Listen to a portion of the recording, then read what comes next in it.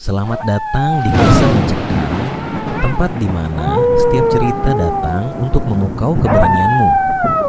Di sini, kita akan menyelami kisah-kisah horor yang tak hanya menakutkan, tapi juga penuh misteri dan keanehan yang sulit dijelaskan. Siapkan dirimu, matikan lampu, dan dengarkan dengan penuh perhatian. Karena kegelapan yang akan kita masuki tak pernah sama seperti yang kamu bayangkan. Jangan lupa, jika kamu suka dengan cerita yang membuat jantung berdebar dan bulu kuduk merinding, tekan tombol berlangganan dan ikuti perjalanan horormu bersama kami. Terima kasih. Di sebuah desa kecil di pinggiran kota, terdapat sebuah jembatan tua yang dikenal oleh penduduk setempat sebagai Jembatan Sungai Merah. Nama itu diberikan bukan hanya karena air sungainya yang sering terlihat keruh kecoklatan, tetapi juga karena kisah kelam yang menyelimuti tempat itu. Jembatan tersebut memiliki reputasi menyeramkan, terutama di malam hari. Banyak yang mengaku melihat sosok perempuan berbaju putih berdiri di tepi jembatan, atau bahkan mendengar suara tangisan tanpa ada siapapun di sana. Cerita ini dimulai bertahun-tahun lalu, saat seorang perempuan muda bernama Sari tinggal di desa itu. Sari adalah gadis cantik yang baru menikah, namun hidupnya berakhir tragis. Suaminya, yang diketahui gemar berjudi dan mabuk, seringkali pulang dalam keadaan marah dan melampiaskan kekerasannya pada Sari. Suatu malam, suaminya pulang dengan kemarahan yang membara. Ia menuduh Sari berselingkuh, meskipun tidak ada bukti.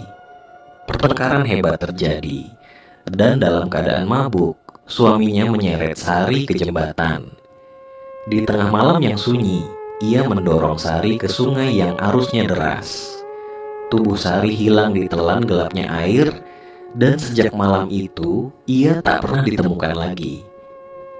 Beberapa minggu setelah kejadian itu, penduduk desa mulai melaporkan kejadian aneh. Tangisan perempuan terdengar di sekitar jembatan pada malam hari, dan beberapa orang mengaku melihat bayangan putih berdiri di tepi jembatan, memandang ke sungai.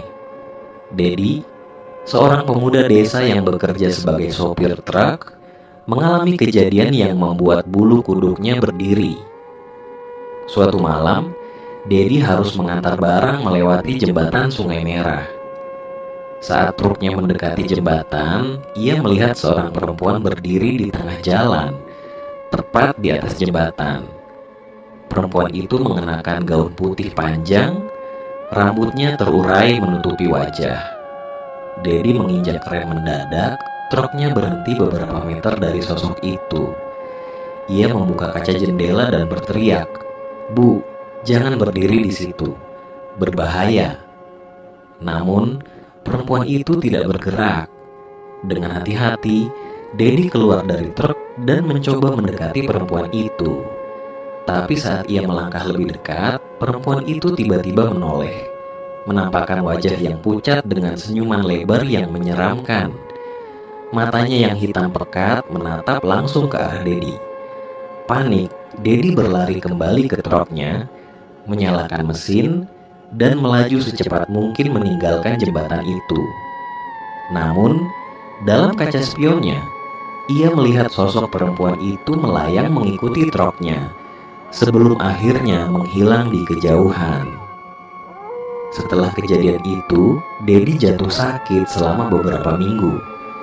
Ia bermimpi buruk tentang jembatan tersebut, melihat Sari berteriak meminta tolong sambil menuding ke arah sungai, seolah ingin menunjukkan sesuatu.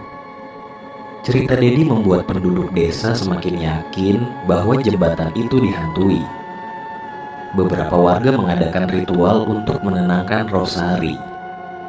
Seorang tetua desa, Pak Mukri, mengatakan bahwa arwah Sari belum tenang karena kematiannya yang tragis.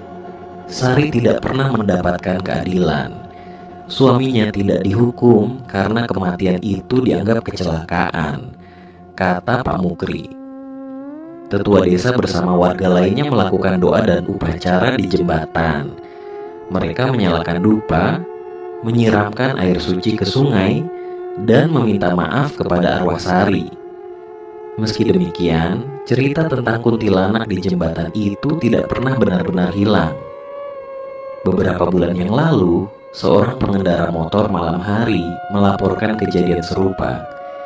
Ia melihat seorang perempuan berdiri di tepi jembatan, melambaikan tangan seperti meminta tumpangan. Ketika ia mendekat, perempuan itu menghilang begitu saja, meninggalkan bau anyir yang menyengat.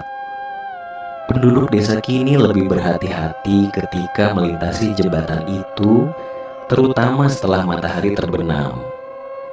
Bagi mereka, jembatan Sungai Merah adalah pengingat akan kisah tragis Sari dan keberadaan sosok yang tak pernah benar-benar pergi. Meskipun banyak yang merasa takut, mereka juga tahu bahwa kisah ini adalah bagian dari kehidupan desa mereka. Misteri yang mungkin tak akan pernah terungkap sepenuhnya. Satu hal yang pasti, jika Anda melewati jembatan Sungai Merah di malam hari, pastikan untuk tidak berhenti, atau Anda mungkin akan bertemu dengan penghuni abadi jembatan itu. Setelah banyak kejadian aneh di jembatan itu, penduduk desa sepakat untuk menutup jalan tersebut pada malam hari. Namun, keputusan itu tidak menghentikan rasa penasaran beberapa pemuda desa. Salah satunya adalah Andi, seorang remaja berani yang tak percaya pada cerita-cerita hantu.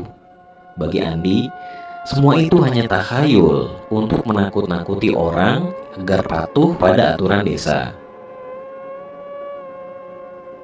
Andi, bersama dua temannya, Rudi dan Bagas, memutuskan untuk menyelidiki sendiri apa yang sebenarnya terjadi di jembatan itu. Mereka membawa senter, kamera, dan perekam suara, berniat membuktikan bahwa kisah tentang kuntilanak hanyalah cerita buatan. Malam itu, mereka berangkat setelah tengah malam, saat desa sudah sepi.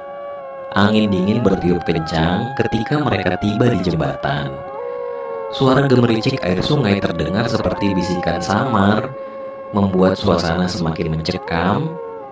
Saat melangkah ke tengah jembatan, Rudi merasakan sesuatu yang aneh. Ia mengusap tengkuknya, merasa seperti ada yang mengawasinya dari belakang. "Kalian dengar sesuatu?" tanyanya. Andi tertawa kecil. "Ah, jangan paranoid. Itu cuma suara air sungai."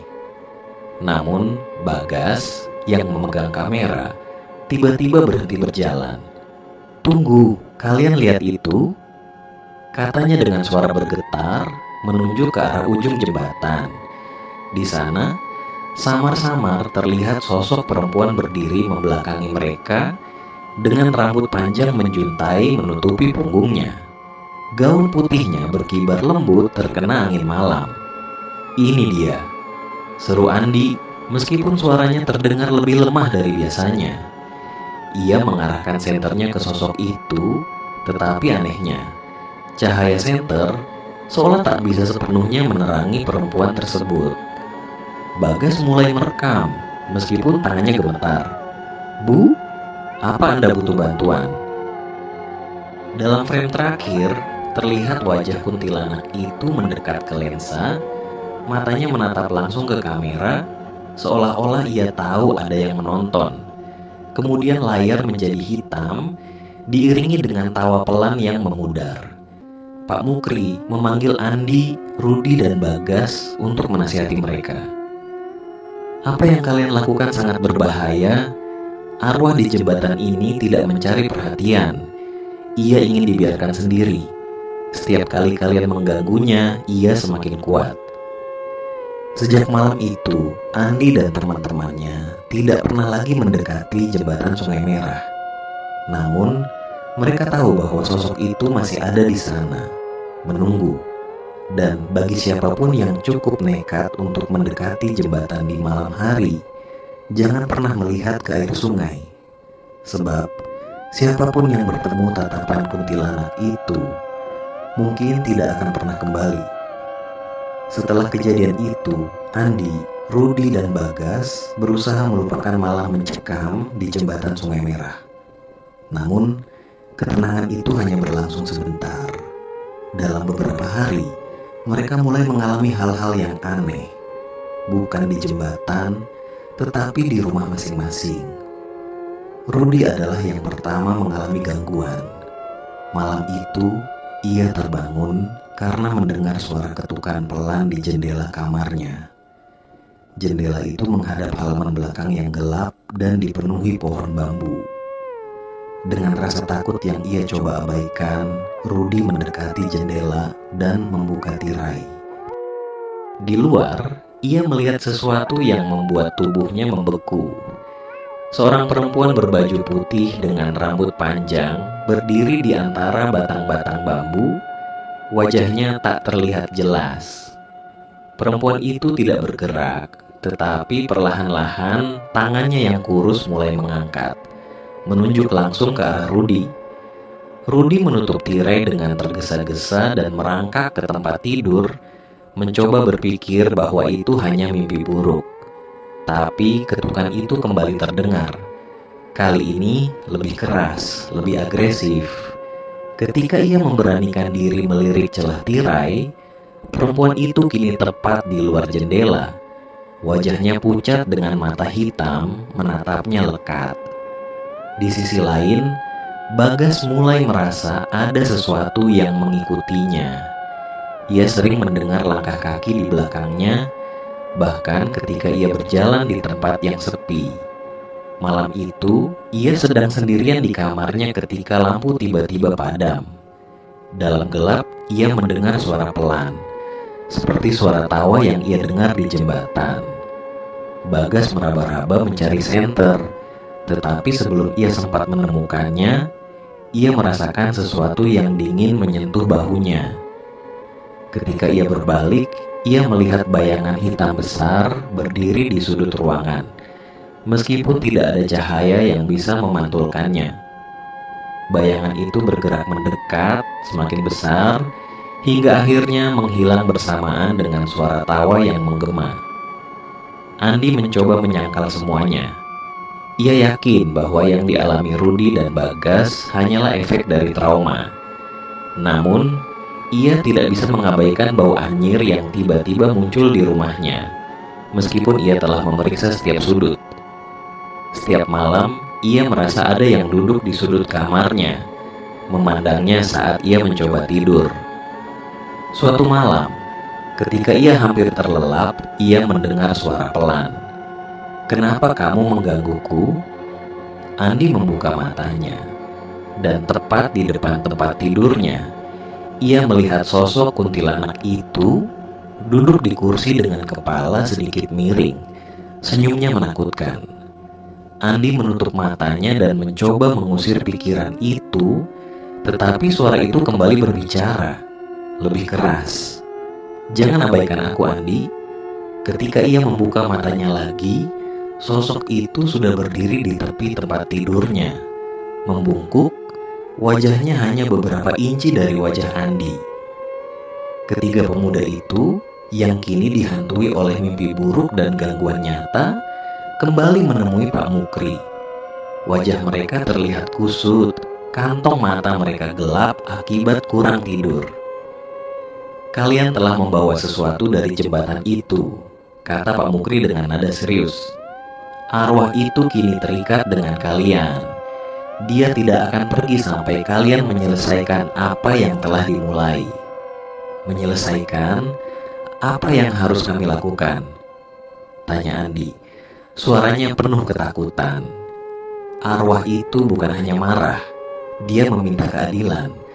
Kalian harus kembali ke jembatan, tetapi kali ini kalian harus melakukan sesuatu untuk membebaskannya."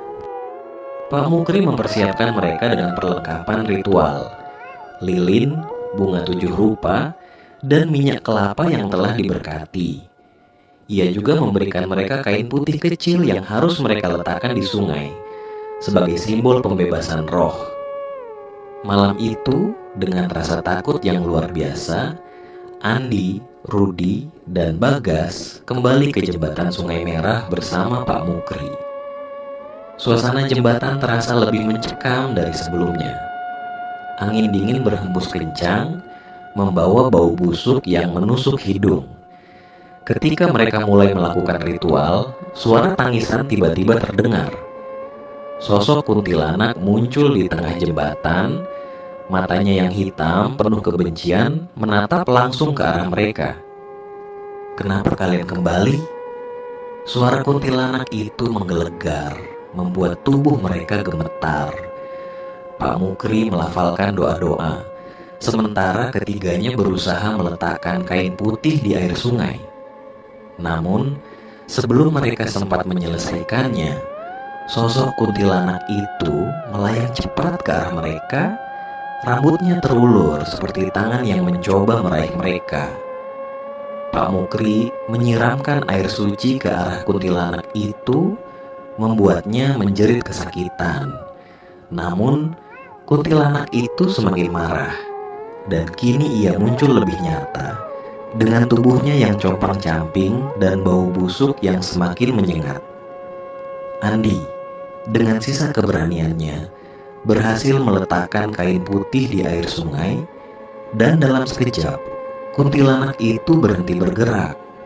Ia menatap mereka dengan mata yang kini tampak sedih, sebelum perlahan-lahan menghilang bersama hembusan angin terakhir. Setelah malam itu, gangguan di desa mulai berkurang. Jembatan Sungai Merah kembali sunyi, dan penduduk desa percaya bahwa arwah Sari akhirnya menemukan kedamaian. Namun, bagi Andi, Rudi, dan Bagas, perasaan aneh tetap ada. Kadang-kadang, di malam yang sunyi, mereka masih mendengar suara tawa kecil di telinga mereka, seolah mengingatkan bahwa sesuatu atau seseorang mungkin masih mengawasi mereka. Setelah malam ritual itu, kehidupan di desa tampak kembali normal. Tetapi bagi Andi, Rudi, dan Bagas, bayangan pengalaman mereka di jembatan Sungai Merah tidak pernah benar-benar hilang. Dalam beberapa minggu, mereka mulai merasa ada sesuatu yang tidak beres. Rudi mencoba kembali menjalani rutinitasnya, bekerja di ladang setiap pagi. Namun, suatu hari, saat ia sedang mencangkul tanah, ia menemukan sesuatu yang aneh. Sebuah gaun putih compang-camping terkubur di bawah tanah. Gaun itu basah meskipun ladang sedang kering. Ketika ia mengangkatnya, bau anyir khas dari jembatan langsung menyergap hidungnya. Gaun itu terjatuh dari tangannya, tetapi sebelum ia sempat melangkah pergi, ia mendengar suara pelan di belakangnya. "Rudi, kau pikir semuanya sudah selesai?" Rudi berbalik, dan di sana berdiri sosok perempuan dengan gaun putih yang robek-robek. Wajahnya kini terlihat lebih rusak, penuh luka dan darah. Teriakan Rudi menggema, dan ia pingsan di tempat. Bagas mulai merasa bahwa dirinya tidak pernah sendirian di rumah. Setiap malam, ia mendengar langkah-langkah berat di lantai kayu rumahnya, meskipun ia tahu ia tinggal sendiri. Suatu malam, ia memutuskan untuk menyalakan kamera ponselnya dan merekam suara itu. Ketika ia memutar rekaman tersebut, awalnya hanya terdengar suara langkah. Namun, di detik terakhir, sebuah suara lirih muncul, jelas memanggil namanya. "Bagas, kenapa kau biarkan aku tenggelam?" Ketika Bagas memandang ke layar ponselnya, ia melihat pantulan wajah kuntilanak di belakangnya. Dengan cepat, ia berbalik, tetapi tidak ada siapapun di sana. Lampu kamarnya tiba-tiba padam, meninggalkan Bagas dalam kegelapan. Dalam kegelapan itu, ia merasakan sesuatu yang dingin menyentuh wajahnya. Suara tawa pelan terdengar di telinganya, diikuti bisikan yang membuat darahnya membeku. "Aku masih di sini." Andi, yang selama ini berusaha mengabaikan kejadian aneh di sekitarnya, tidak bisa lagi menyangkal bahwa ada sesuatu yang salah. Pada suatu malam, ia bermimpi buruk tentang jembatan itu. Dalam mimpinya, Ia melihat dirinya berdiri di tengah jembatan, dikelilingi kabut tebal. Dari kabut itu muncul sosok kuntilanak membawa bayi yang menangis di pelukannya. "Kenapa kau tidak membantuku?" tanya kuntilanak itu dengan suara bergetar. "Kau hanya lari. Kau pikir aku akan diam saja?" Ketika Andi terbangun, ia mendapati dirinya berada di luar rumah dengan kaki telanjang menghadap arah jembatan. Seolah-olah ada yang membawanya ke sana tanpa ia sadari. Ketiganya kembali menemui Pak Mukri, kini dalam keadaan yang lebih parah.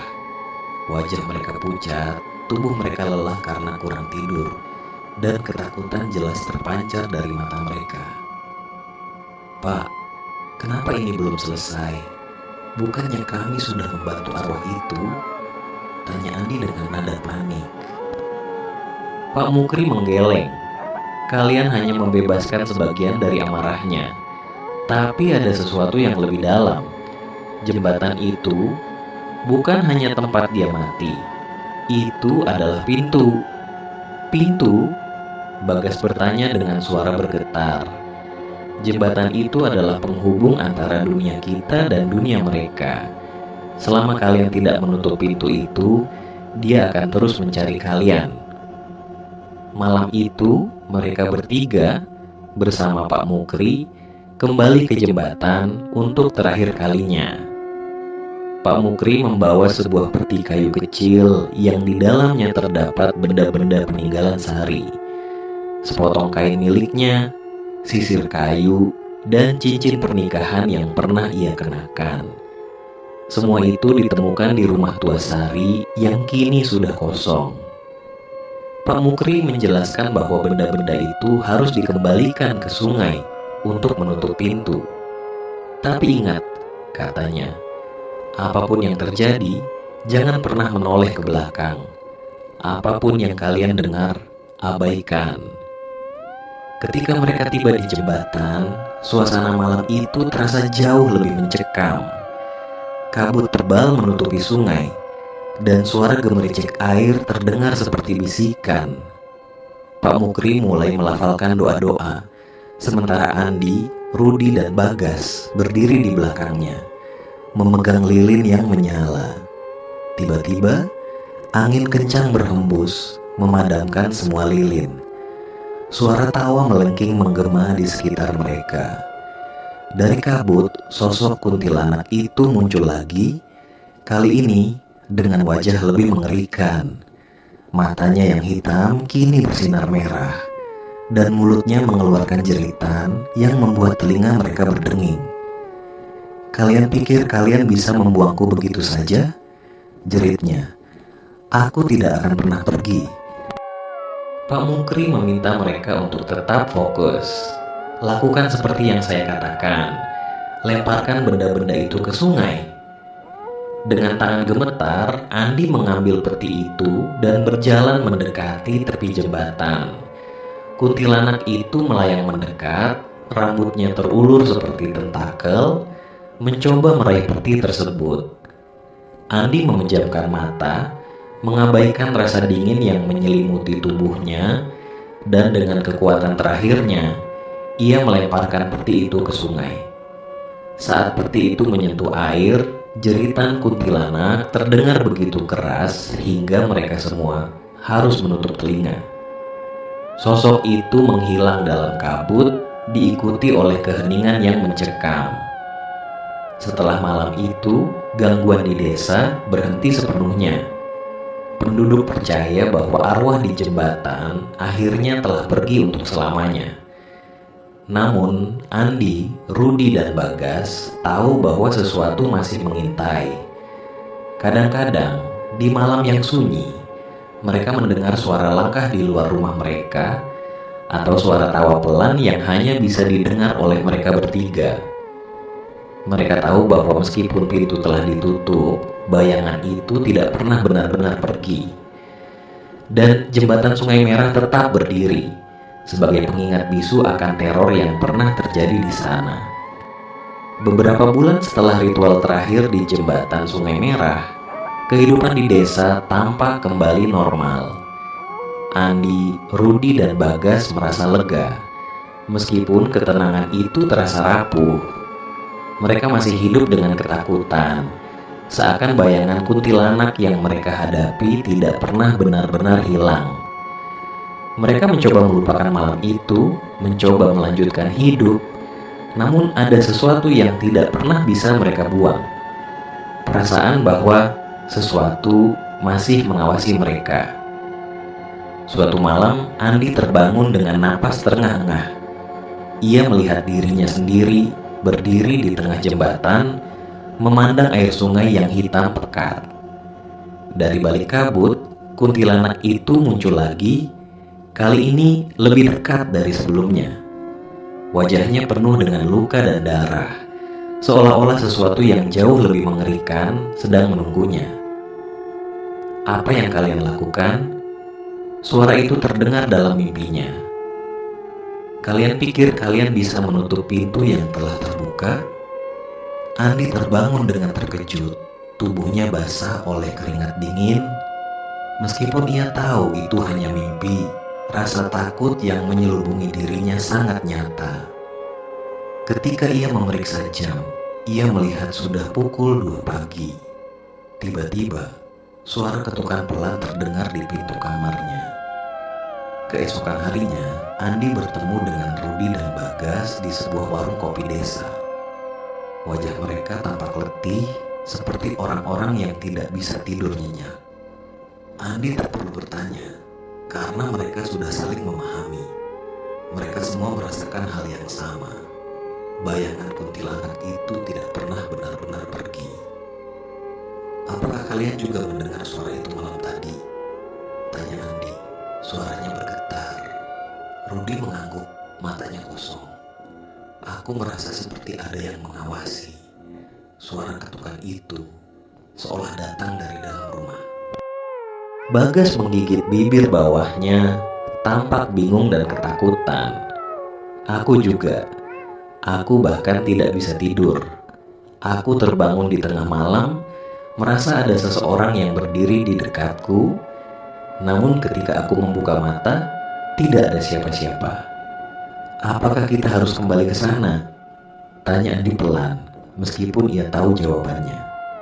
Namun ada sesuatu yang mendalam dalam dirinya, sebuah dorongan untuk menyelesaikan semua ini.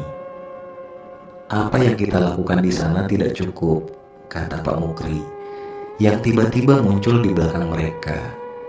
Suaranya terdengar berat, seperti seseorang yang membawa beban besar. "Kalian tidak menutup pintu itu dengan benar. Kalian hanya menyingkirkan satu bagian dari arwah itu. Tapi ada lebih dari satu.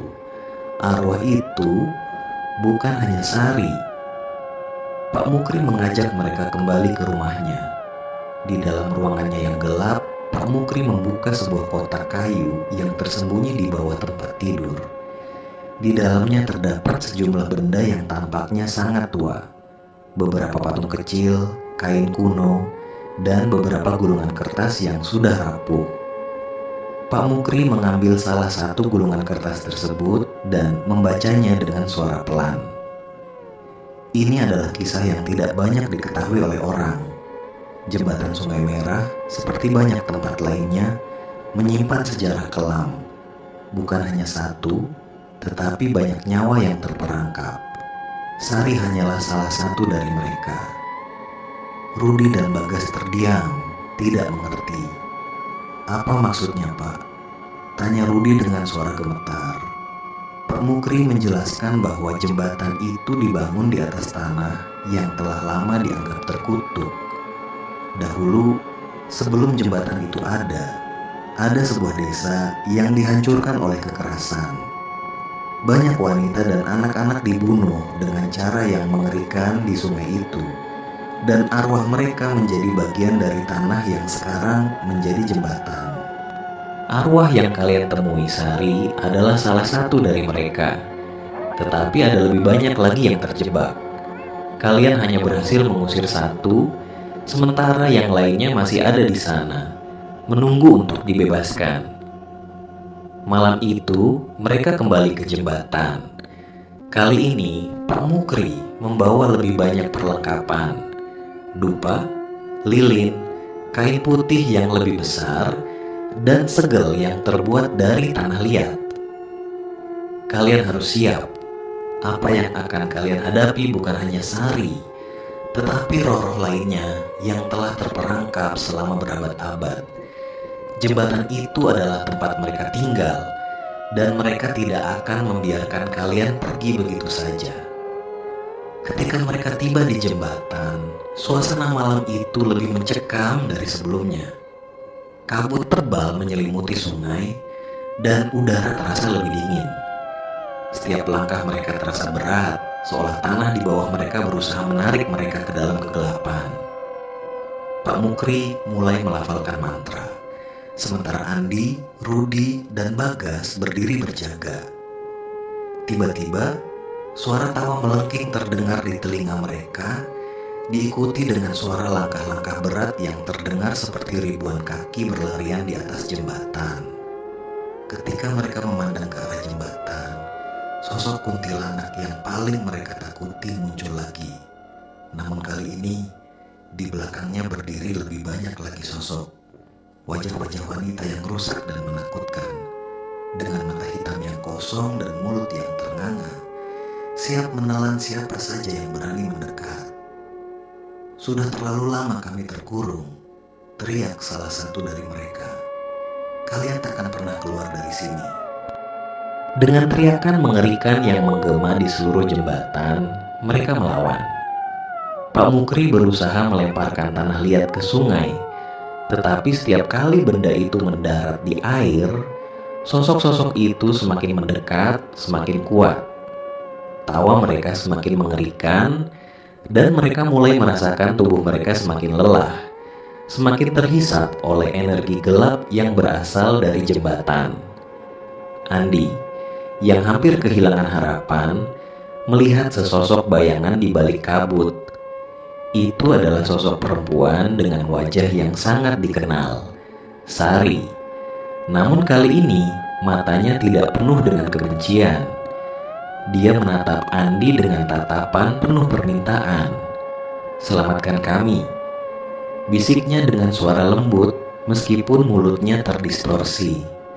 Andi mengangguk, merasakan berat di dadanya.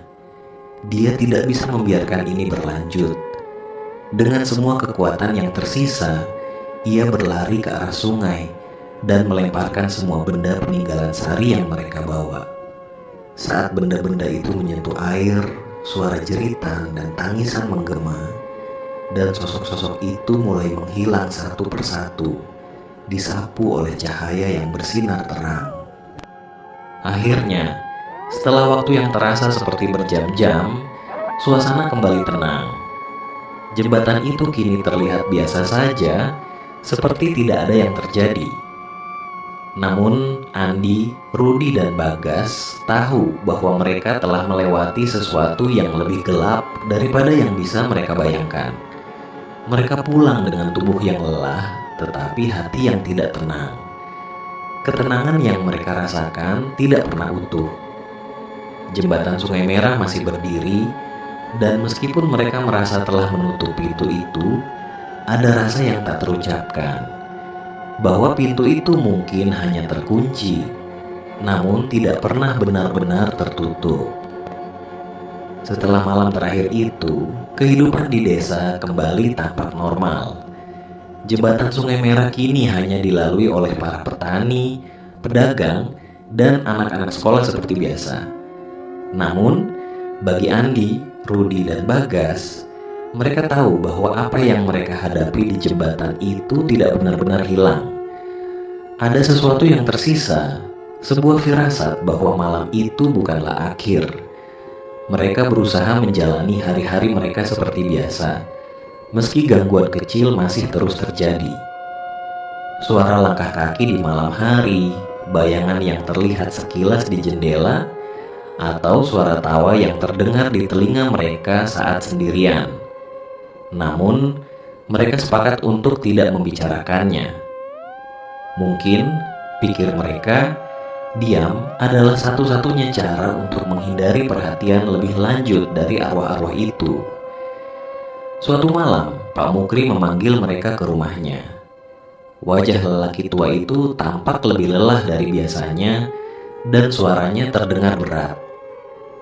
"Aku sudah terlalu tua untuk terus melindungi desa ini," katanya. "Jembatan itu memang lebih tenang sekarang, tapi kekuatan yang ada di sana tidak pernah sepenuhnya pergi. Ia hanya tertidur, menunggu saat yang tepat untuk bangkit lagi."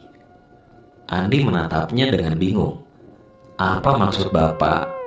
Bukankah kita sudah menutup pintunya?" Pak Mukri menggeleng pelan. "Kalian hanya mengunci arwah-arwah itu, tapi kunci itu bisa terbuka lagi jika ada yang cukup bodoh untuk mengganggu mereka. Jembatan itu adalah tempat yang terkutuk, dan satu-satunya cara untuk benar-benar mengakhirinya adalah dengan menghancurkan jembatan itu." Rudi yang sudah muak dengan teror yang mereka alami langsung setuju. "Kalau begitu, kita hancurkan saja jembatannya. Kita bakar atau apapun yang bisa kita lakukan." Namun, Pak Mukri memperingatkan mereka, "Menghancurkan jembatan itu tidak mudah. Kalian tidak hanya berurusan dengan kayu dan batu. Kalian akan menghadapi arwah-arwah yang marah, lebih kuat daripada yang kalian lihat sebelumnya. Mereka akan melawan kalian habis-habisan." Dengan bantuan beberapa penduduk desa yang percaya pada cerita mereka, Andi, Rudi, dan Bagas memutuskan untuk menghancurkan jembatan Sungai Merah. Mereka membawa peralatan seperti kapak, bahan bakar, dan korek api. Malam itu dipilih karena dipercaya sebagai waktu ketika energi spiritual paling lemah. Ketika mereka tiba di jembatan, suasana terasa aneh. Tidak ada suara serangga malam, tidak ada angin, hanya keheningan yang memekakan telinga. Mereka mulai memotong tiang-tiang kayu jembatan, satu persatu. Namun, saat kapak pertama menghantam kayu, suara tawa menggelegar terdengar di sekitar mereka. "Berani sekali kalian mencoba mengusir kami." Suara itu bukan hanya dari satu arwah, tetapi dari banyak. Berbaur menjadi satu, membuat udara di sekitar mereka terasa berat. Bayangan hitam mulai bermunculan di sekitar mereka. Arwah-arwah itu lebih menyeramkan dari sebelumnya. Beberapa menyerupai manusia dengan wajah penuh luka, sementara yang lain tidak berbentuk, hanya berupa bayangan gelap dengan mata merah menyala. Mereka menyerang, membuat penduduk desa yang membantu melarikan diri dengan panik. Pak Mukri memerintahkan Andi, Rudi, dan Bagas untuk tetap fokus. "Teruskan, jangan berhenti. Ini adalah satu-satunya cara untuk mengakhiri semuanya." Ketiganya melawan rasa takut yang luar biasa dan terus memotong kayu jembatan. Namun, arwah-arwah itu semakin agresif. Andi terlempar oleh angin kencang yang tiba-tiba muncul, sementara Rudi merasakan sesuatu mencengkeram kakinya dan mencoba menyeretnya ke sungai. Di tengah kekacauan itu, Pak Mukri melafalkan doa-doa terakhirnya, mengorbankan dirinya untuk melindungi mereka. Tubuhnya bergetar hebat, dan cahaya terang tiba-tiba menyelimuti jembatan. Arwah-arwah itu menjerit kesakitan dan mulai menghilang satu persatu. "Aku tidak bisa melindungi kalian lebih lama. Cepat, hancurkan jembatan itu," teriak Pak Mukri sebelum tubuhnya ambruk ke tanah. Dengan sisa tenaga mereka, Andi, Rudi, dan Bagas berhasil membakar jembatan. Api menyala dengan cepat, memakan kayu tua yang telah berdiri selama puluhan tahun. Jeritan terakhir arwah-arwah itu terdengar seperti badai yang menderu, sebelum akhirnya semuanya menjadi sunyi. Ketika api padam, hanya tersisa abu dan puing-puing kayu. Sungai itu kini mengalir dengan tenang, tanpa jembatan yang menjadi penghubung antara dunia manusia dan dunia roh. Pak Mukri tidak pernah bangun lagi, Tetapi mereka tahu bahwa ia telah mengorbankan dirinya untuk menyelamatkan desa. Setelah kejadian itu, gangguan di desa benar-benar berhenti. Tidak ada lagi suara aneh di malam hari. Tidak ada lagi bayangan yang mengintai. Jembatan Sungai Merah kini hanya tinggal cerita, sebuah kisah tentang teror yang pernah melanda desa kecil itu. Namun, bagi Andi, Rudi, dan Bagas, ingatan tentang malam-malam penuh ketakutan itu akan selalu menjadi bagian dari mereka. Mereka tahu bahwa meskipun jembatan itu telah hancur, dunia roh tetap ada, dan batas antara dunia manusia dan dunia mereka tidak pernah benar-benar jelas. Dan jembatan itu, meskipun telah menjadi abu, akan selalu hidup dalam ingatan mereka.